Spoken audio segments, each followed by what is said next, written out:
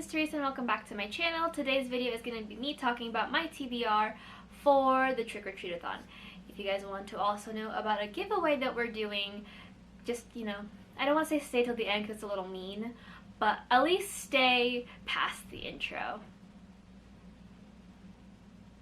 But if you like this video, hit like, subscribe, and comment. I do try to upload twice a week. Sometimes I have technical difficulties, such as today, but it's fine. Let's just kind of get into it.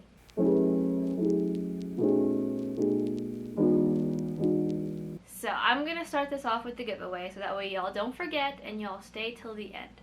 I will discuss more about the giveaway, but if you guys join this giveaway, all you guys have to do is either post a video of your TBR for Trick or Treat-a-thon if you are participating, and post it to YouTube, tag us at the Trick or Treat-a-thon, Twitter or Instagram, or you can somehow reach out to us and leave your links to your videos down below. Or you can, for a double entry, you can also post it on Instagram. I forgot when the giveaway will be closing, so I will throw up the date here. But if you guys happen to win, it'll either be, I think, £20 or the equivalent to a gift card for you guys to buy a book, or you guys can choose, let us know a book of your choice. I will leave all the information down below from our Instagram post, so yeah. But hopefully you guys can join. If you guys are joining this, I would suggest to join because it's a really simple way to get a free book or some money for a book if you guys have been staring at a specific book for a while and you're not sure if you want to buy it, but now you have the chance. As I said in my announcement video for Trick or Treat-a-thon, again linked down below, this is Trick or Treat-a-thon is my personal readathon with my friends from the group chat. This is running from October 1st to October 31st, and we have 9 prompts in total. I feel like this is really tall right now. 9 prompts in total, and those 9 prompts come with sub prompts. I will be leaving the prompt cards here so you guys can understand, but I'm going to be going off of the main prompts that are there because I helped design them, so it's only fair that I suffered through all of the books that I must read. But some of these books are rereads for me, just to, save me the pain of reading 9 different books. You guys are also free to double up, as you guys will see when I start the TBR, but I think that's all the housekeeping things. If you guys are planning on joining, let me know. Let us know. I'll leave all of Trick or Treat-a-thon's stuff down below, and we will be having fun little bingo things for us throughout the month, fun live stream events, and other readathons that we'll be planning throughout the month, and yeah. So the first prompt is Dracula, and that is read a book with a lot of gay undertones, or it can just be gay. I am actually buttering this with TB and Nicole, but that is Ben Alderson's latest release, and that is Lord of the Eternal Night. This, I believe, is NA. I could be wrong because I don't know, but it involves vampires. It's gay. There's a little bit of spice in there. I don't own it yet. I am planning on buying it soon. When soon is, I'm not sure. Hopefully soonish. I just have to reallocate some of my money that I received recently and then go from there. But yeah, super excited for this one. Ben Alderson's pushing out books like a Catholic bunny pushes out babies. So super excited for this. Can't wait to read it, and I'm really happy that he's doing paranormal romance stuff and that it's vampiric and gay, because it's all I need in my life. The next prompt is Phantom of the Opera, and that is read a book with a love triangle, and I'm gonna have to go with Crave by Tracy Wolff from this one. I haven't read this yet. Most of my group chat has, and they have agreed that there's a love triangle in this. This is basically, from what I have heard, a feminist Twilight. I mean, I've been rereading Twilight, and Twilight is the least feminist. It's so shiny, it's taking me to stay. Twilight is the least feminist book there is, so if you can, the bar is very low. But last I heard, this is a weird taking place in a school, full of creatures and vampires, and I think werewolves and other supernatural creatures are in here. So super stoked. I am a slut. I am a sucker for paranormal romances. I haven't read one since, actually I've been reading quite a bit. I read 2 earlier this year, and I'm reading Twilight, so that counts. But I need to read another newer one, so Crave will fill that craving. The next prompt is Creature from the Black Lagoon, and that is read a book featuring cryptid or read a book set in or around the sea. I'm gonna have to go with a reread to keep this simple for myself, and that's gonna be To Kill a Kingdom by Alexandra Christo. I actually read this when it first came out years ago, and I completely forgot that I did not unhaul this book, surprisingly enough. So I'm trying to figure out if I want to keep it, because it is a Little Mermaid retelling just with sirens as opposed to mermaids. The concept is really fun. I remember giving this like a think a 3 out of 4, a 3 or 4 out of 5 stars. I enjoyed it. There were definitely some things that I remember that were kind of annoying me, but maybe now that I'm a bit more, not as harsh, I suppose, with my reviews, in the sense that like I can just kind of turn my brain off, review a book just to enjoy it. Maybe I'll like it a little bit more this time around, but who knows? If I don't like it, I will add it to the books I will be unhauling. But I'm hoping that I do like it because I kept it for a reason. I have no memory of what that reason is, but I kept it. The next one is Frankenstein, and that is read a book from a villain's perspective, and I'm gonna have to go with The Uncensored Picture of Dorian Gray by Oscar Wilde. This is set from a villain's perspective.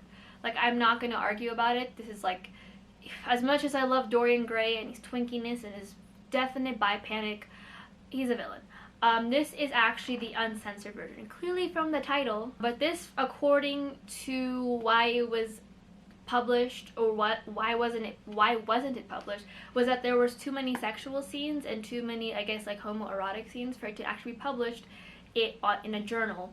So they decided to get rid of all those scenes and keep it the way that Dorian Gray is now. So I'm hoping that the uncensored version I will enjoy. I'm super excited because I think there are definitely some things, like, I'm just really excited. I'm really excited because an uncensored version of Dorian Gray sounds absolutely magical, because I am here for all the things that Oscar Wilde could not publish in this very 1800s don't show your ankles society.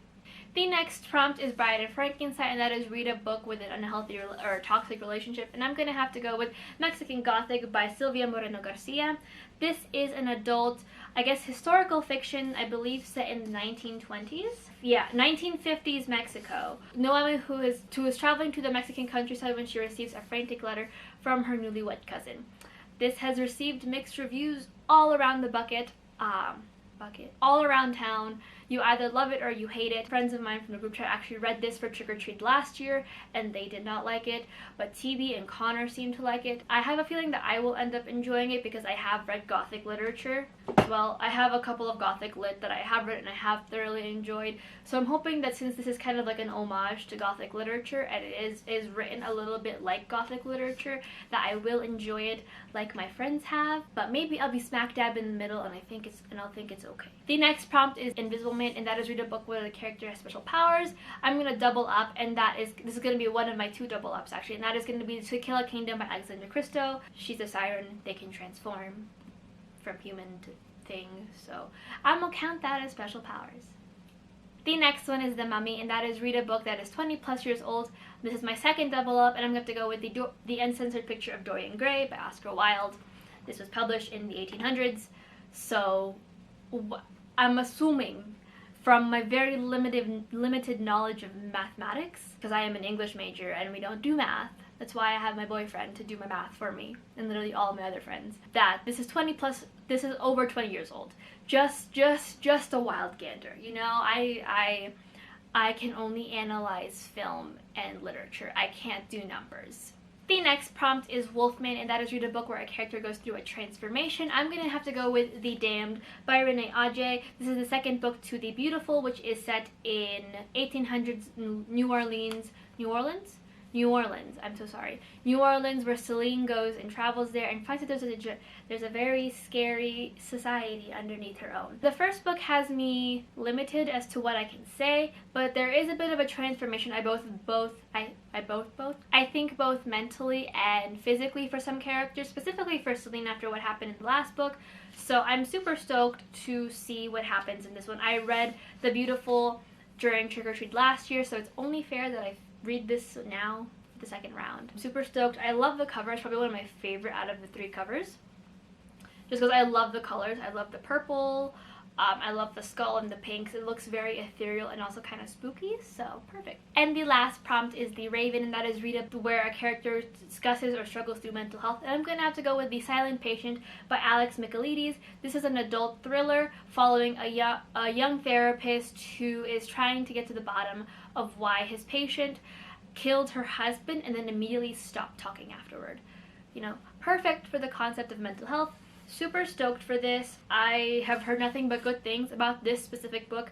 Not so much about The Maidens, but I have heard a lot of good things about The Silent Patient, and I'm super excited because this is like right up my alley.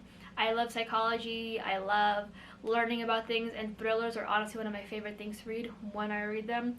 That let me like dive into the psychology of everything. So super stoked for this one. Hopefully it does not let me down and it becomes a new favorite of mine for the year. But that is it for the books that I plan on reading in October. Please let me know in the comments if you guys are going to be joining us this year, if you have plans, what your TBR is. If you have posted your TBR already, leave that link in the comments below in case you guys don't have a YouTube, Twitter, or Instagram. Again, the giveaway, pretty fun, if you guys want a book, you know, y'all are here on the channel, I'm assuming y'all like books, but if you guys want a book, please go ahead and join that giveaway. It's very simple. Again, all the information will be linked down below for you guys. Until next time, hopefully you guys are having a wonderful week, and if not, hopefully the rest of the week goes well for you, and let's go trick-or-treat-a-thon. Bye!